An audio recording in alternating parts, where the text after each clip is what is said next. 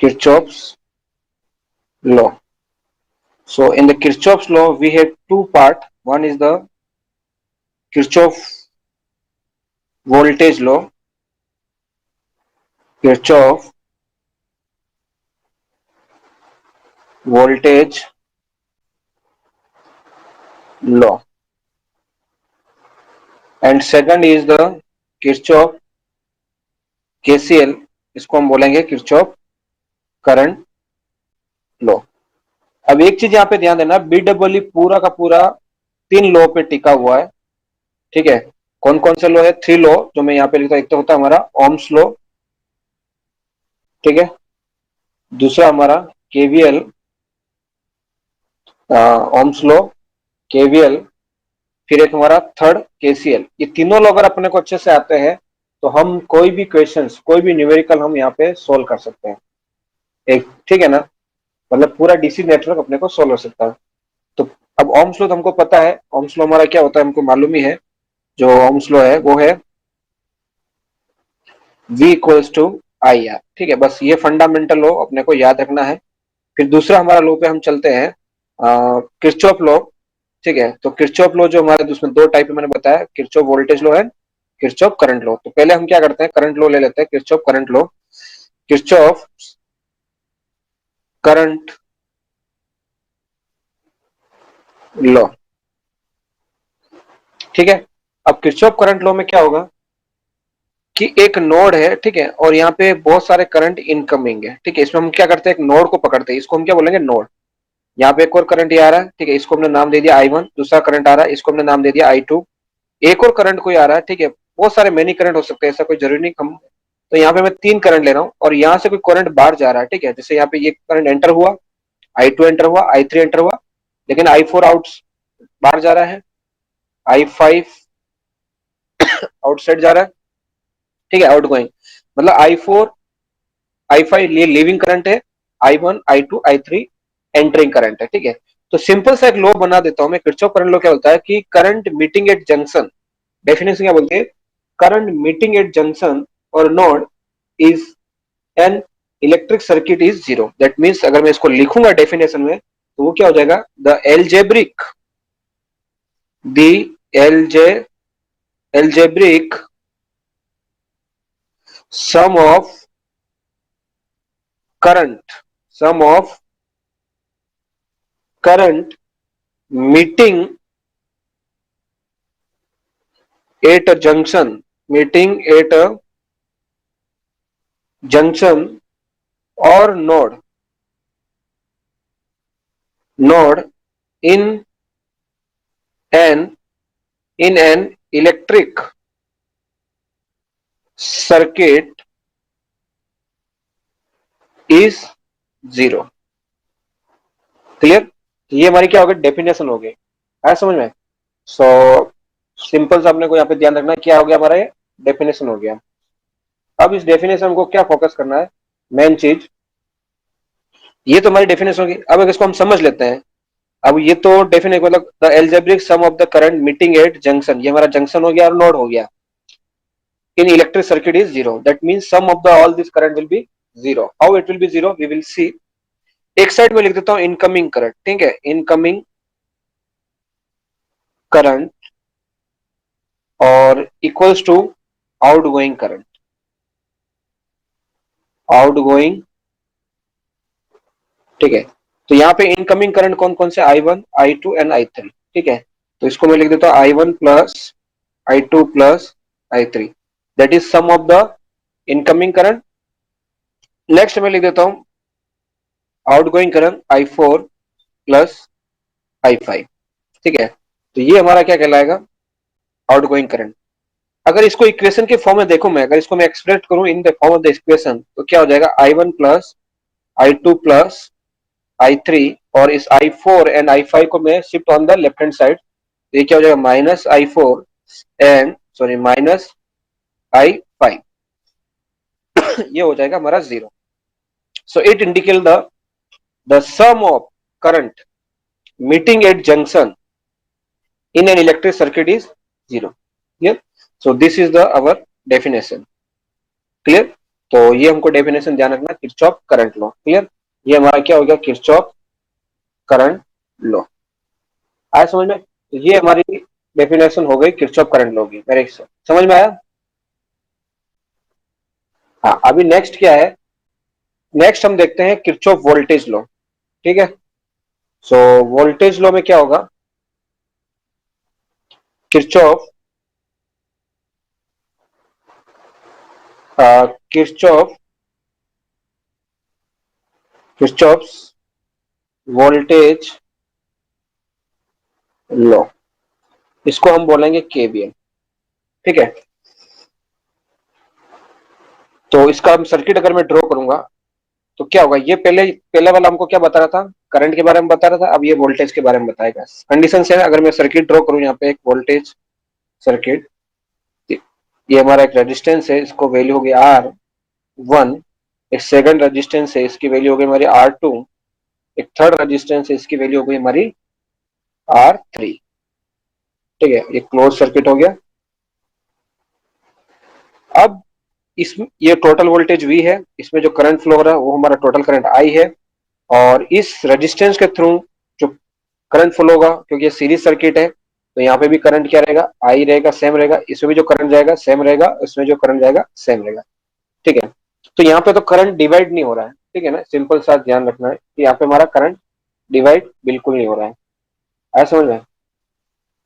सो conditions क्या है कि अब यहाँ पे हमारा वोल्टेज डिवाइड होगा, V1 इसके अक्रॉस जो वोल्टेज होगा वो V1 होगा, इसके अक्रॉस जो वोल्टेज होगा वो हमारा क्या होगा, V2 होगा, और इसके अक्रॉस जो वोल्टेज होगा वो हमारा V3 होगा। क्लियर? क्लियर। तो अभी यहाँ पे एक चीज समझना है, ये जो V है यहाँ पे क्या है, सोर्स वोल्टेज है, जो टोटल V जो लिखा नहीं है, ये सोर्स, या इसको हम क्या बोलेंगे, सप्लाई वोल्टेज। ठीक है, और जो V1 और V2 एंड V3, ये सब क्या है, हमारा वोल्टेज ड्रॉप है। ठीक है, क्या हो गया, वोल्टेज ड्रॉप। अगर इसको मैं लैंग्वेज की फॉर्म में लिखूं तो ये क्या हो गया, सोर्स या सप्लाई वोल्टेज, सप्लाई वोल्टेज, बता रहा हूं वोल्टेज इक्वल्स टू क्या हो गया, वोल्टेज ड्रॉप। ठीक है, कुछ नहीं किया हमने, क्या किया, एक सर्किट लिया है। ठीक है, उस सर्किट हमने क्या एज्यूम किया है कि भाई एक सर्किट है, उसमें 3 रेजिस्टेंस है। ठीक है, और वो सभी रेजिस्टेंस सीरीज में कनेक्टेड है। ठीक है, उसमें टोटल वोल्टेज सर्किट का क्या है, V है, और करंट हमारा I है। तो I तो सीरीज सर्किट है, सबके थ्रू करंट सेम रहेगा। ठीक है, और हमने ये एज्यूम किया कि भाई रेजिस्टेंस R1 है, इसके अक्रॉस जो वोल्टेशियल ड्रॉप हो रहा है, वोल्टेज ड्रॉप हो रहा है, वो V1 एज्यूम किया, इसके अक्रॉस हमने एज्यूम किया V2, और इसके हमने अक्रॉस एज्यूम किया V3। ठीक है, तो अभी यहाँ पे मैंने आपको क्या बताया कि V इक्वल्स टू हमारा क्या है, सोर्स वोल्टेज है और सप्लाई वोल्टेज है, और यहाँ पे जो V1 V2 एंड V3 है वो हमारे क्या हो रहा है, वोल्टेज ड्रॉप है। ठीक है ना? क्लियर? हाँ, तो अब ये हो गया हमारा सोर्स और supply voltage equals to voltage drop. That means source voltage क्या V, और सप्लाई वोल्टेज क्या V1 plus, sorry voltage drop क्या हो गया, V1 plus V2 plus V3। ठीक है, तो ये हमारा क्या हो गया हमारा Kirchhoff voltage law. That means sum of the supply voltage equals to sum of the voltage drop.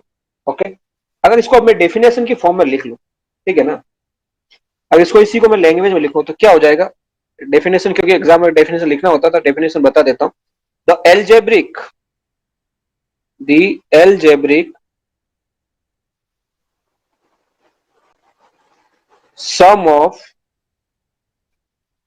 sum of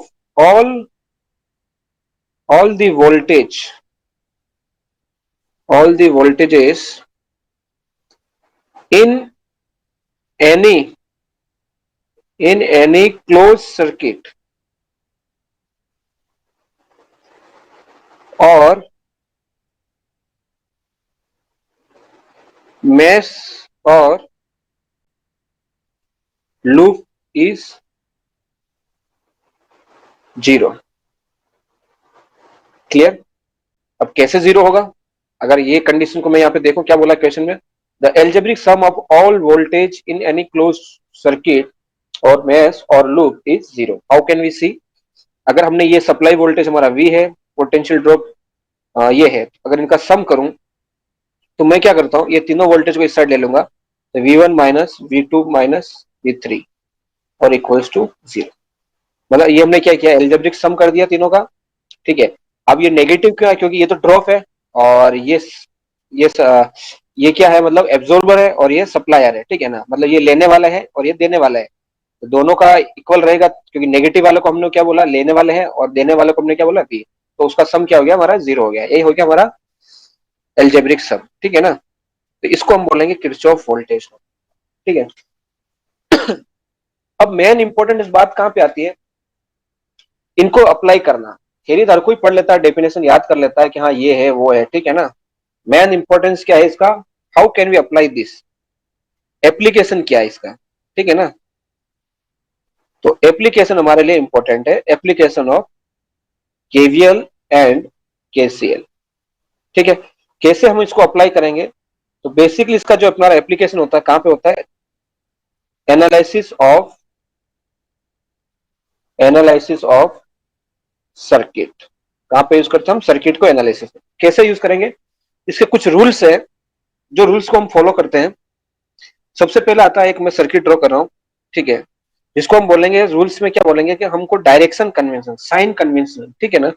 ये जो कंडीशन क्या कहलाएगी, साइन कन्वेंशन, इसको हम ये भी वर्ड बोल सकते हैं, साइन कन्वेंशन। क्या रूल है वो देख लेते हैं। तो सबसे पहले एक वोल्टेज सोर्स लिया, ठीक है, और इसमें मैंने एज्यूम किया कि ये ए है और ये मेरा बी है, ठीक है। अब मैं यहाँ पे एज्यूम किया कि भाई ये प्लस पॉइंट है, ये माइनस पॉइंट है। अब इसका जो डायरेक्शन है, मैं जा रहा हूं किधर, ए से बी की तरफ जा रहा हूं, ठीक है। तो यहाँ पे देखो, ये पहले हायर आ रहा है, फिर ये लोअर आ रहा है, ठीक है, मतलब मैं हायर से लोअर की तरफ जा रहा हूँ। जब हायर से लोअर की तरफ जा रहा हूँ तो मैं यहाँ पे क्या हो रहा हूँ, मैं गिर रहा हूँ, मतलब ऊंची चीज से अगर नीचे गिरूंगा तो वो क्या होगा, गिरना। इसको हम क्या बोलेंगे, फॉल इन पोटेंशियल। ये क्या कहलाएगा, फॉल इन पोटेंशियल, ठीक है, क्लियर। और तो फॉल इन पोटेंशियल यहाँ पे है, तो इसको हम जो साइन देंगे वो क्या देंगे, नेगेटिव साइन देंगे। क्या देंगे, जब भी हम कैलकुलेट करेंगे तो क्या असाइन करेंगे, इसका साइन जो असाइन करेंगे नेगेटिव ड्यूरिंग द एनालिसिस, ठीक है। ये एक रूल हो गया, ध्यान रखना। क्या किया है, वापस ध्यान से समझा देता हूँ। हम ए से बी जा रहे हैं, तो हमने यहाँ पे चेक किया कि मैं तो हायर जगह से नीचे की ओर कूद रहा हूँ, ठीक है, फॉल हो रहा है मेरा, किसमें फॉल हो रहा है, यहाँ पे पोटेंशियल की फॉर्म में फॉल हो रहा है, ठीक है। तो यहाँ पे अब मेरा साइन क्या आ गया, माइनस है, क्योंकि मैं गिर रहा हूँ, नेगेटिव साइड चल रहा है, मतलब, ठीक है ना। तो हायर हायर से लोअर गया, तो हमने इसको साइन कन्वेंशन दे दिया माइनस। अगर यही चीज मैं उल्टी कर दूं, सेम चीज, ठीक है ना, कैसे करूं, कि भाई मैं साइन चेंज कर दूं, पहले नेगेटिव कर दूं फिर पॉजिटिव कर दूं, ए और बी। अभी भी मेरा डायरेक्शन सेम रहेगा, मैं इधर से जा रहा हूं। अब पहले नेगेटिव आया फिर पॉजिटिव आया, तो अब मैं क्या कर रहा हूं, ऊपर चढ़ रहा हूं, ठीक है ना, छोटे पहाड़ से बड़े पहाड़ की तरफ जा रहा हूं।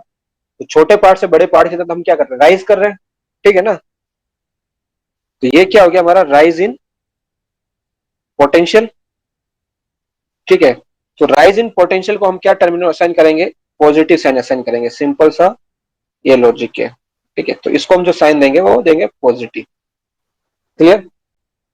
तो ये हमारा साइन हो गया। अभी नेक्स्ट क्या होता है, ठीक है, ये तो हमारा पोटेंशियल की फॉर्म में हो गया। सेम चीज हमको किसमें देखना है, करंट की फॉर्म, मतलब इसमें रेजिस्टेंस की फॉर्म में, ठीक है। अगर एक मैं रेजिस्टेंस लेता हूं आर, ठीक है, इसकी वैल्यू आर है, और मैं ऐसा एज्यूम कर रहा हूं कि इसमें जो करंट जा रहा है, पहले हमने क्या लिया, वोल्टेज का कंसेप्ट लिया, ठीक है ना, ये ध्यान रखना। अब मैं करंट वाले कंसेप्ट पे आ रहा हूँ, थोड़ा सा ध्यान से समझना, ठीक है ना। सो करंट क्या बोल रहा है कि करंट जा रहा है, ये मैंने ए लिया है और ये बी लिया है, तो करंट किधर से जा रहा है, ए से बी जा रहा है। तो करंट हमेशा higher potential to lower potential flow होता है, करंट हमेशा higher potential to lower potential flow हो रहा है, तो ये तो मेरा कोई करंट हो गया आई। ठीक है, अब मैं साइन कन्वेंशन चाहिए मुझे भाई कि मैं कैसे क्या करूं। तो मैं क्या करता हूं, यहाँ पे मेरा भी डायरेक्शन में ए से बी की तरफ जा रहा हूँ। ठीक है, अब जब मैं ए से बी की तरफ जा रहा हूँ तो यहाँ पे मेरा क्या हो रहा है कि जब मैं इधर आया मैं देखा यहाँ पे पहले मुझे प्लस मिल रहा है फिर मुझे माइनस मिल रहा है।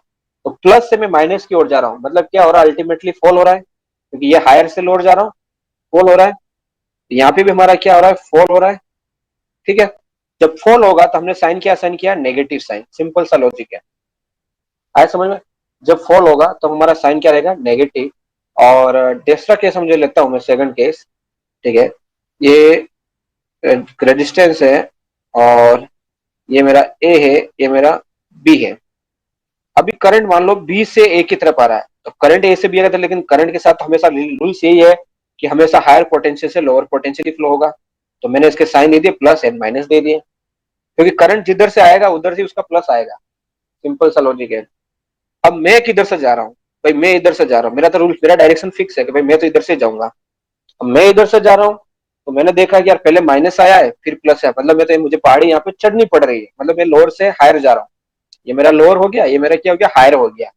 ठीक है, अब जब लोअर से हायर जा रहे हैं तो हमको यहाँ पे क्या हो रहा है, राइज हो रहा है। ठीक है, अगेन सेम प्रीवियस वाला केस आ गया। जब राइज आता है तो हम साइन कौन सा देते हैं, पॉजिटिव। ठीक है, ये हमारा साइन कन्वेंशनल कंसेप्ट हो गया। ठीक है, अब यहाँ पे हम क्या करते हैं, प्रॉब्लम सोल्व करते हैं तो हमको ज्यादा क्लियर होगा। ठीक है, तो एक प्रॉब्लम ले लेता हूं मैं थोड़ा सा अच्छा वाला।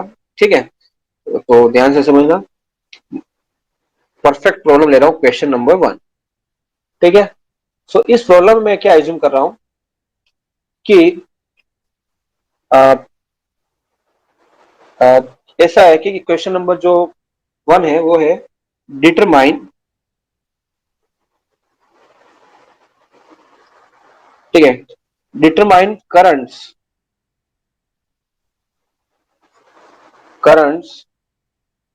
I1, I2, I3 in the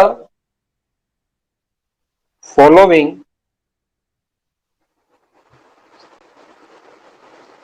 figure. ये मेरा क्वेश्चन हो गया। अब मैं सर्किट ड्रॉ कर लेता हूं।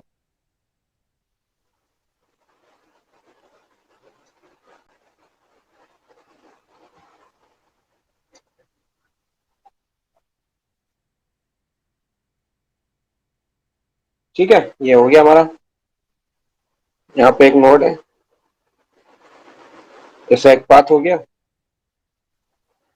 दूसरा पाथ ये हो गया, एक ऐसा आ गया हमारा, और दूसरा हमारा ये आ गया। तो इधर जो करंट जा रहा है इसको हमने दे दिया I2 नेम, इधर जो करंट जा रहा है इसको हमने दे दिया I3। ये हमारा जा रहा है I1 इधर। हाँ, ये तो फिक्स गिवन है क्वेश्चन में डायरेक्ट। अभी दिख रहा है, क्लीन नहीं दिख रहा है।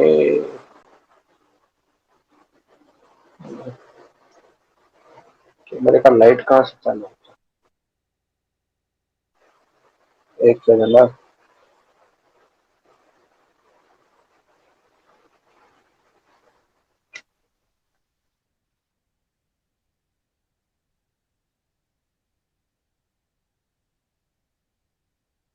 अभी दिख रहा है ना?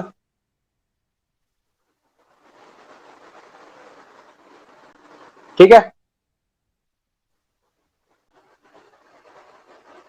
मुझे तो बराबर दिख रहा, मुझे तो फिलहाल इधर। तो क्वेश्चन में ये किया है 12 ओम, ये 8 ओम, 9 एम्पियर, 4 एम्पियर, 16 ओम। ठीक है, ये हो गया। अब इसको सॉल्व करना, कैसे सॉल्व करेंगे? सबसे फर्स्ट, जब भी हमको ऐसे क्वेश्चन सॉल्व करने हो तो हमको एक चीज पे फोकस करना होता है कि इसको हम कुछ, इसके नोड को हम नाम दे देते हैं। जैसे ये नोड है, यहाँ पे दो ब्रांच कनेक्ट हो रही है। ठीक है, अब ये नोड नहीं बोलूंगा मैं, क्यों नहीं बोलूंगा, क्योंकि इस पूरी ब्रांच में एक ही करंट फ्लो होगा, यहाँ से अगर कोई करंट चलेगा तो पूरे में चलेगा, तो ये नोड है ही नहीं। मेरे लिए ये नोड है क्योंकि यहाँ पे करंट इधर डिवाइड हो जाएगा, इधर डिवाइड हो जाएगा। तो इसको मैंने नंबर दे दिया 1। ठीक है। दूसरा नोड मेरा ये है क्योंकि यहाँ पे भी करंट दो बार डिवाइड, अगर इधर करंट आया, एक इधर जा सकता है, इधर जा सकता है, इधर जा सकता है, तो डिवाइड हो रहा है, ये मेरा नोड हो गया। ठीक है, इसको हम जंक्शन भी बोल सकते हैं। और थर्ड ये हो गया। ठीक है, यहाँ पे भी डिवाइड हो रहा है, जहां जहां डिवीजन ज्यादा लगता है वहीं उसी को हम नाम देंगे। ठीक है ना, सिंपल सा लॉजिक आपको ध्यान रखना है। अब इधर हम नाम क्यों नहीं दे रहे, क्योंकि यहाँ से करंट आएगा सीधा इधर अंदर चला आएगा, तो ये हमारा नोड नहीं है। ठीक है, क्लियर, ये कंसेप्ट आपको ध्यान रखना है। करंट जिधर भी जा रहा है और अंदर चला है आराम से, without any trouble, without any division, तो ये हमारा क्या हो गया, वो हो गया कि ये नोड नहीं है। ठीक है, तो अब हम इसको सिंप्लीफाई करेंगे कि अब एक चीज यहाँ पे फोकस करना है कि ये जो नोड है इसमें कोई रेजिस्टेंस एक ही है।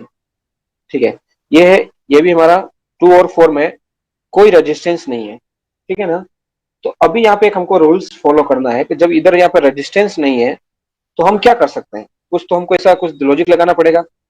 अब ये ब्रांच में भी करंट तो जा रहा है, ठीक है, लेकिन कोई रेजिस्टेंस तो यहाँ पे नहीं है, इसमें भी नहीं है।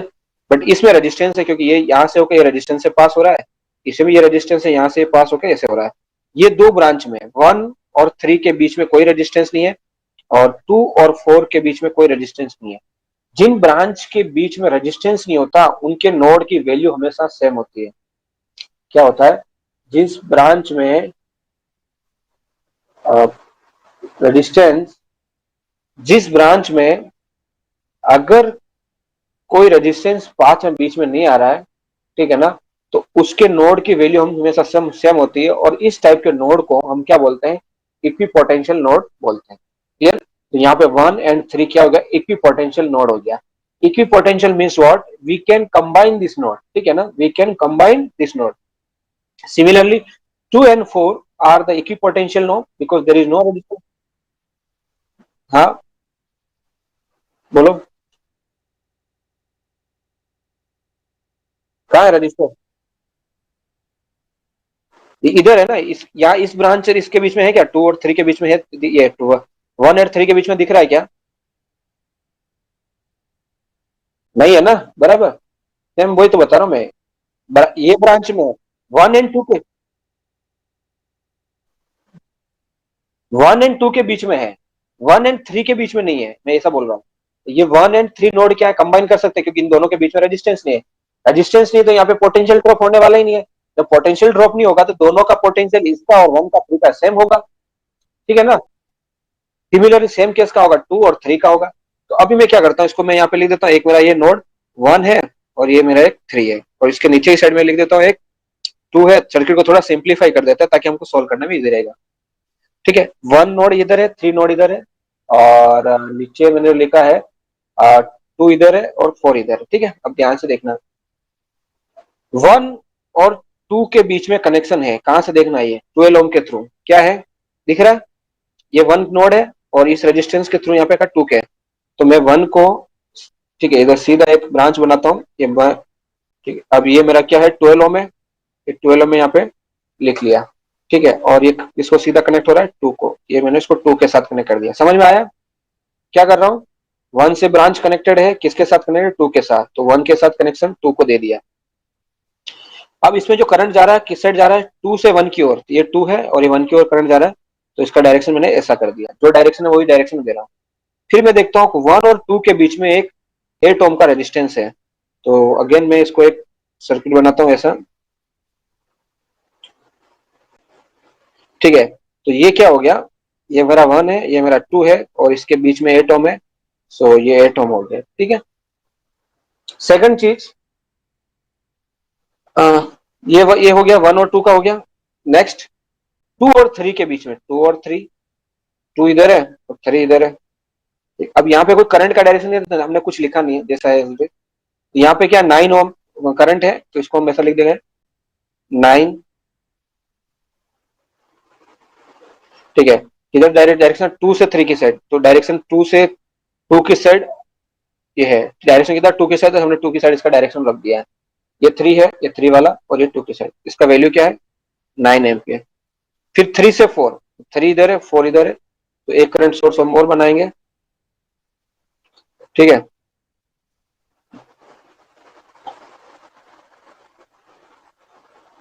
अब इसकी वैल्यू क्या है, 3 से 4 है, ये 3 है और ये 4 है, और डायरेक्शन किधर है करंट का, 4 की तरफ, मैंने 4 की तरफ ड्रॉ कर दिया। और इसकी वैल्यू होगी 4 एम्पियर। क्लियर? तो ये हमारा डायरेक्शन हो गया सिम। ठीक है, अब बचा क्या? 16 ओम रजिस्टर। ठीक है ना? 16 ओम रजिस्टर कहाँ से किसके बीच में कनेक्ट है? 3 एंड 4 के बीच में। ठीक है, तो 3 और 4 ये है, तो मैं इसके मिडल में कनेक्ट कर देता हूँ एक रजिस्टर।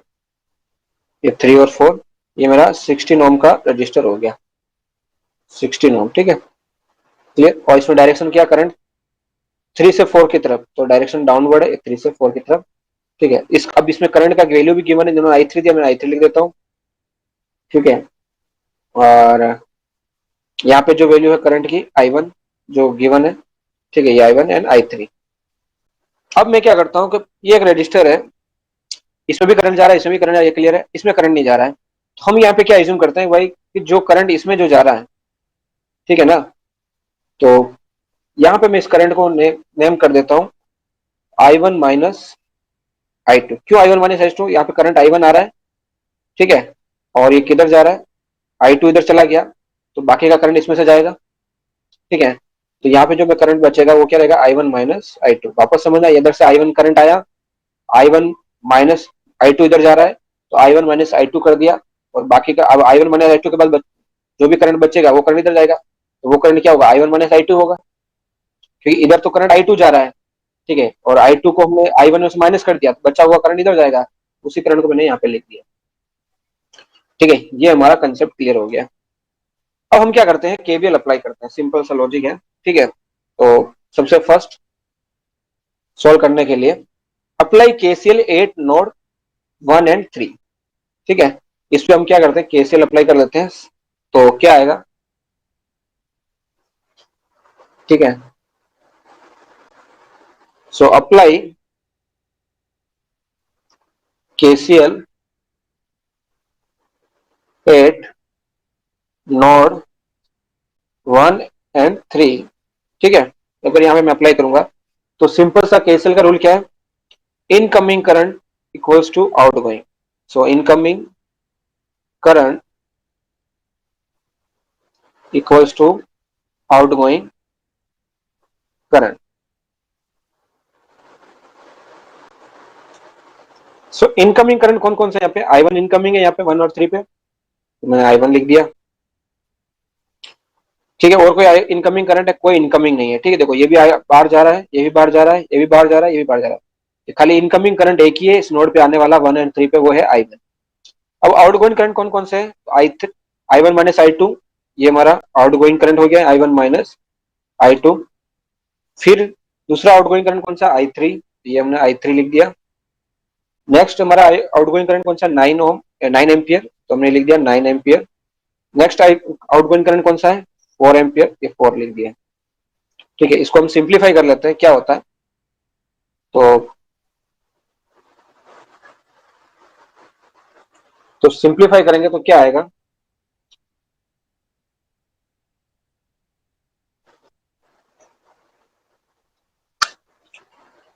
लिखा?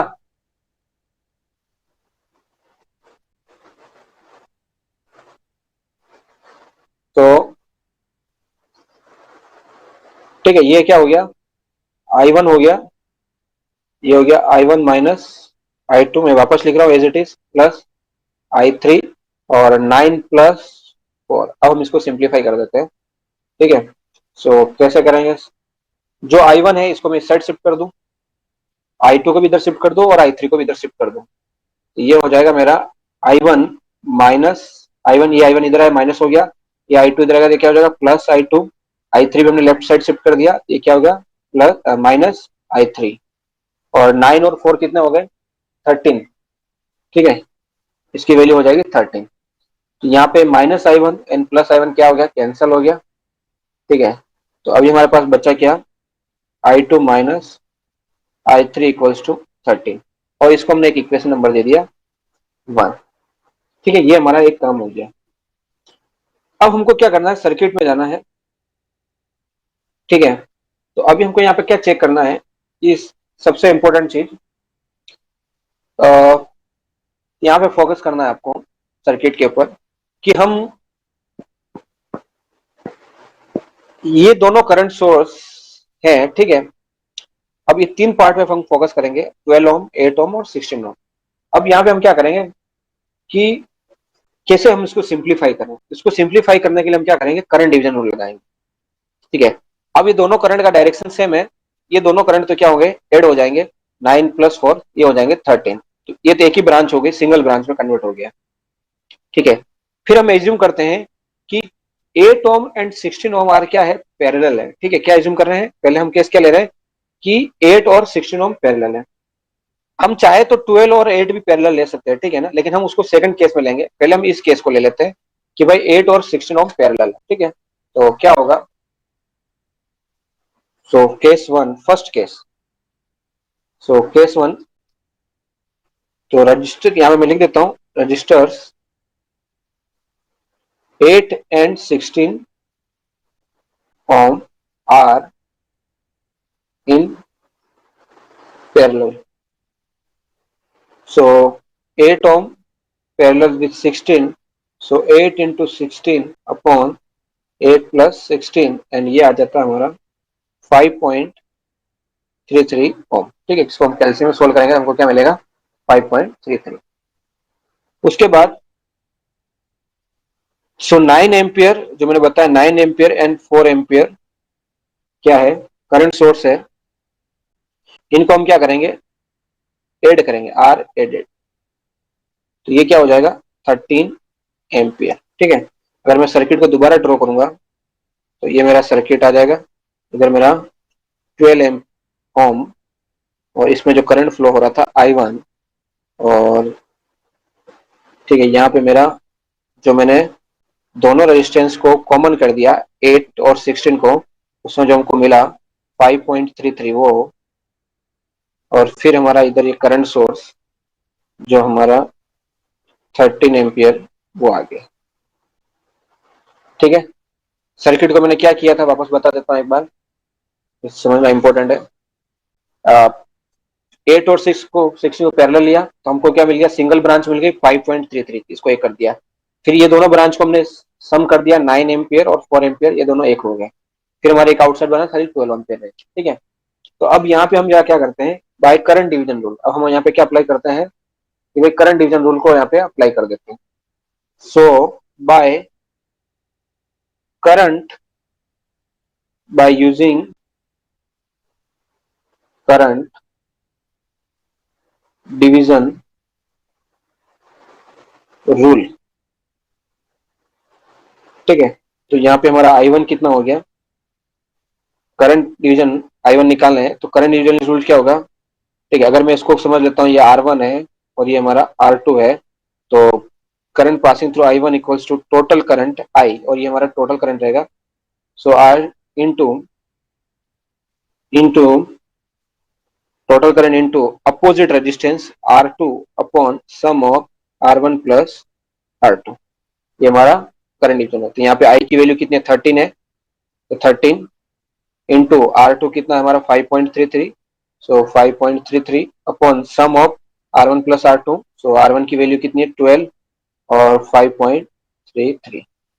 ठीक है, तो अभी इसको हमने सिंप्लीफाई कर दिया, I1 इक्वल्स टू, तो ये आंसर क्या आएगा, 4 एम्पियर। तो यहाँ पे हमको मिल गया I1 इक्वल्स टू 4 एम्पियर। ठीक है, ये हमारा केस 1 हो गया। अब हम देखते हैं सेकंड केस। ठीक है, तो सेकंड केस में क्या लेने वाला हूँ वो बता रहा हूँ कि सेकंड में क्या एज्यूम कर रहा हूँ कि भाई मैं ऐसा एज्यूम कर रहा हूँ कि ये जो 12 ओम है और ये 8 ओम है, ये दोनों पैरेलल है, और यहाँ पे 16 को अलग एज्यूम कर रहा हूँ। अगर मैं ये एज्यूम कर रहा हूँ 9 और 4 क्या है, दोनों ऐड हो जाएंगे, तो अभी क्या होता है देखते हैं। ठीक है, आया समझ में, तो अभी चेक करते हैं। नेक्स्ट यहाँ पे जो हो जाएगा, resistor 12 ohm and 18 ohm are in parallel. ठीक है, जब पैरेलल है तो दोनों को क्या कर लेंगे, 12 पैरेलल विथ 18, नहीं 8 है, सॉरी 18 नहीं है, 8 ओम, तो ये हो जाएगा 12 इंटू 8 अपॉन 12 प्लस 8, ये हो जाएगा हमारा 4.8। ठीक है, ओम। सो 4.8 आ गया। सो अभी क्या होगा, अभी नेक्स्ट ये हमने निकाल दिया। अब सर्किट को हम सिंप्लीफाई करते हैं और करंट यहाँ पे क्या हो जाएंगे, same 9 ampere and 4 ampere are added. उन दोनों को हम क्या कर लेंगे, ऐड कर लेंगे।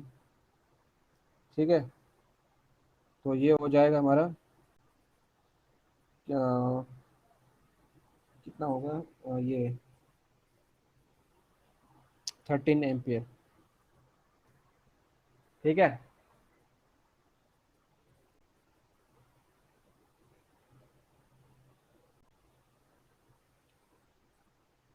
सर्किट ड्रॉ कर लेंगे दूसरा। और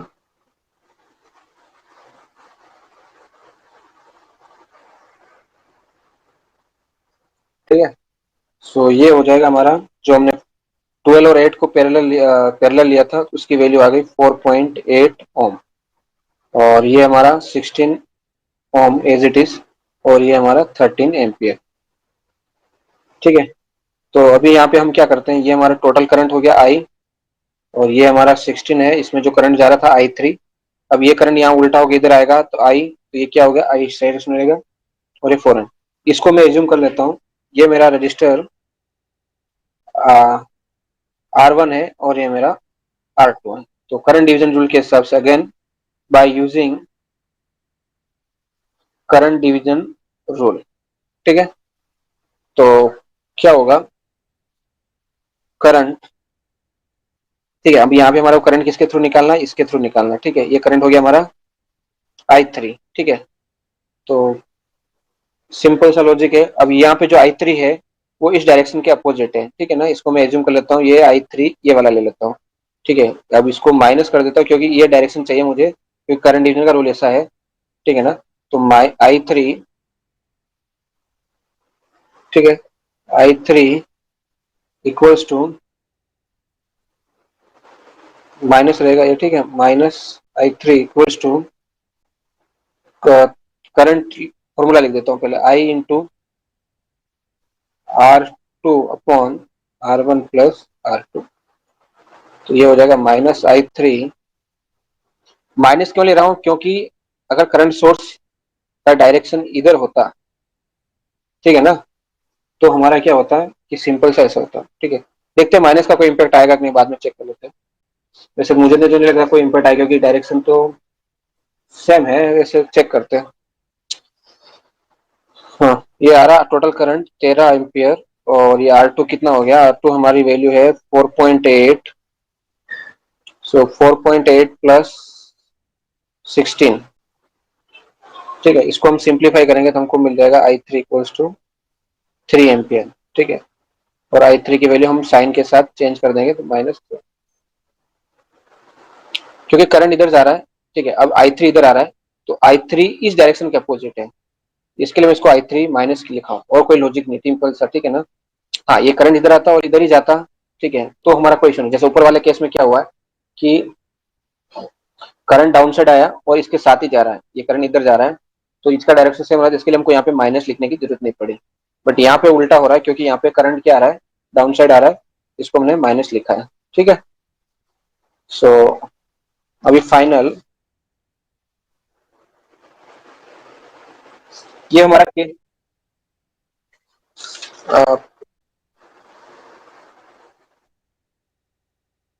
ये दिख रहा है बस।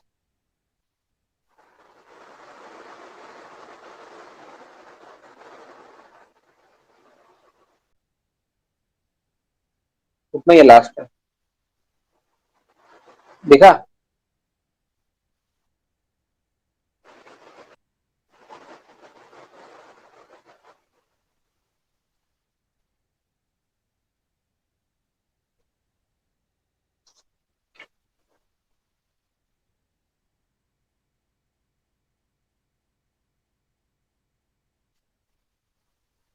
सो अभी नेक्स्ट ये होगा हमारा। ठीक है, तो अभी हमारे पास इक्वेशन थी पीछे एक, ये वाली I2 minus I2 minus I3, तो हमको I3 की वैल्यू यहाँ पे मिल गई है, ठीक है, I1 की वैल्यू मिल गई है, ठीक है।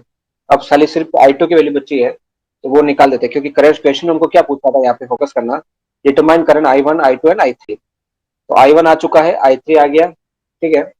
तो I3 हमने भी निकाला, I1 भी निकाल लिया। अब बचा हमारा I2, तो I2 में हम क्या करेंगे, वैल्यू पुट कर देंगे। I3 की वैल्यू यहाँ पे है, तो हमको I2 मिल जाएगा, ठीक है। सो तो ठीक है, from equation one,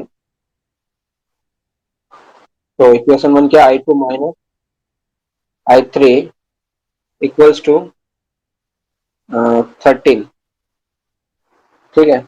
so I2 की वैल्यू हो गई हमारी, I2 माइनस और I3 माइनस 3 है, इक्वल्स टू 13। सो ये हो गया हमारा, ठीक है, clear. So I2 plus 3 equals to 13, और 3 को हम इधर शिफ्ट करेंगे, सो I2 इक्वल्स टू 13 माइनस 3, तो ये आ जाएगा हमारा 10 एम्पियर, ठीक है। तो यहाँ पे हमको I2 की वैल्यू क्या मिल गई, 10 एम्पियर। तो तीनों करंट जो हमको पूछे थे उसकी वैल्यू लेगा, I1 हमारा आया 4 एम्पियर, एंड I2 आया हमारा 10 एम्पियर, और I3 आया हमारा -3 एम्पियर, ठीक है। तो इस टाइप से हम इस क्वेश्चन को सोल्व कर